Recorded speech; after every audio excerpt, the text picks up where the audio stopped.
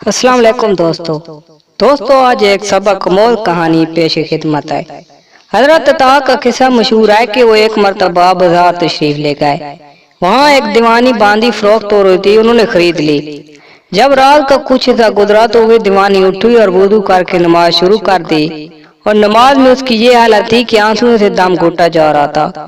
اس کے بعد اس نے کہا، اے میرے محبوب، آپ کو مجھ سے محبت رکھنے کی قسم، مجھ پر رحم فرما دیجئے۔ عطا نے یہ سن کر فرمایا کہ لونڈی یوں کہے، اے اللہ، مجھے آپ سے محبت رکھنے کی قسم۔ یہ سن کر اس کو غصہ آیا اور کہنے لگی، اس کے حق کی قسم، اگر اس کو مجھ سے محبت نہ ہوتی تو تمہیں یوں میٹھی نیند نہ سلاتا اور مجھے یوں کھڑا نہ کرتا۔ اس کے بعد اس نے یہ اشعار پڑھے، بے چینی جمع ہو رہی ہے اور دل جل رہا ہے، وہ صبر جدا ہو گیا اور آنسو بہہ رہے ہیں۔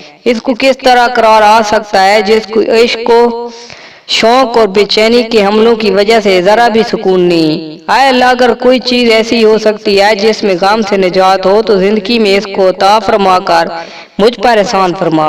اس کے بعد اس نے کہا، اے اللہ، میرا اور آپ کا معاملہ اب راز میں نہیں رہا، مجھے اٹھا لیجئے۔ یہ کر ایک چیخ ماری اور مر گئی۔ اللہ اپنے بندوں سے یوں بھی محبت کرتا ہے۔ والسلام۔